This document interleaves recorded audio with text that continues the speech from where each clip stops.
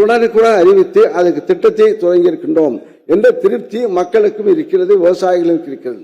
அந்த அடிப்படையில் தான் இந்த வளர்ச்சி, இந்த வேளாண் வளர்ச்சி இந்த துறையில் 5 ஆண்டு காலத்தை தனி பட்ஜெட் போட்டதனுடைய விளைவு அந்த கருத்து கேட்பு. இது பல ஆட்சியில் அவர்களுடைய ஆட்சியிலே வேளாண் துறை பட்ஜெட் நிதி கிடையாது, டிமாண்ட் மானிய கோரிக்கை. இந்த மானிய கோரிக்கை கருத்தும் கேட்கறதுல ஒன்றும் கேட்கறதுல ஒன்றும் செய்யல. ஆனா இப்ப என்ன சொல்ல போனா விவசாயிகள் செத்தார்கள், விவசாயிகள் போராட்டம் செய்ய 102 விவசாயிகள் அவருடைய ஆட்சியிலே அதிமுக ஆட்சியிலே இறந்திருக்கிறார்கள், தற்கொலை செய்திருக்கிறார்கள். அவர்களுக்கு அரசாணை மூலமாக ஒரு இறந்த விவசாயிகளுக்கு 3 லட்சம் ரூபாய் அவர்கள் வழங்கியிருக்கிறார்கள். அது கிட்டத்தட்ட ஒவ்வொரு ஆணை மூலமாக, அரசு ஆணை மூலமாக அவர்கள் நிதியை அங்க பணம் விவசாய தற்கொலை செய்து கொண்ட குடும்பத்திற்கு பணம் கொடுத்திருக்கின்றார்கள். இது அவர்களுடைய ஆட்சியில் நடந்தது. ஆனால் இந்த 4 ஆண்டு காலத்தில் இந்த 5 ஆண்டு காலம் நிறைவு பெறுகின்ற காலத்தில் இதுவரை விவசாயிகளுடைய தற்கொலை கிடையாது. விவசாயிகள் மகிழ்ச்சியாக விவசாயிகளுக்கு ஏற்படுகின்ற பிரச்சனைகளை இடர்பாடுகள் இயற்கை இடர்பாடுகளுக்கெல்லாம் உடனடியாக நிவாரணம், உடனடியாக முதலமைச்சர் நேரடியாக ஸ்பாட் வெரிஃபிகேஷன் நேரடியாக போவார். நேரடியாக திருவாரூர் கடலூர் மாவட்டம் வந்தாச்சு, மயிலாடுதுறை மாவட்டத்தில் வெள்ளம் பாதிச்சால் வெயில் அடித்தால் உடனடியாக நேரே சென்று பார்க்கக்கூடிய முதலமைச்சர் நம்முடைய முதலமைச்சர். அதனாலதான் கிட்டத்தட்ட 2038 கோடி அளவிற்கு நிவாரணங்கள் வழங்கப்பட்டிருக்கிறது.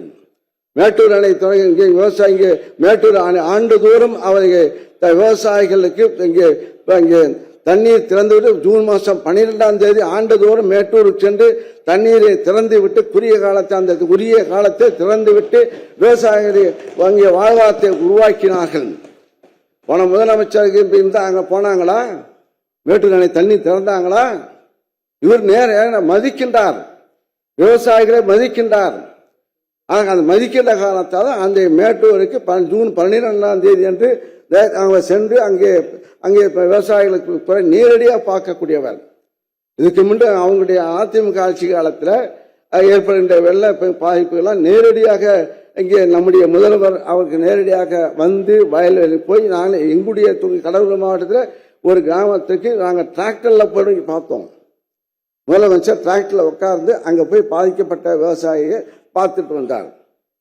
ஆக நேரடியாக பார்க்கக்கூடிய காரணத்தால் தான் உடனுக்குடன் அந்த கோரிக்கைகள், அதுக்கு அதிகாரிகளும் அங்கே முதலமைச்சர் அலுவலகத்திற்கு அதிகாரிகளும் அதற்கு விவசாயிகளுக்கு இந்த எந்த திட்டமாக இருந்தாலும் உடனடியாக அதை நிறைவேற்றுவதற்கு அவர்கள் ஆணை வழங்குகின்றார்கள்.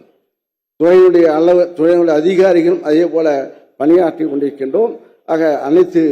ஆக மக்கள் சிறப்பாக வாழ்கின்றார்கள். இன்னும் அதிகமாக கலைஞருடைய இந்த வேளாண் பட்ஜெட் இந்த முதலமைச்சருடைய இன்னும் திட்டம் அதிகமாக இருக்கின்றது.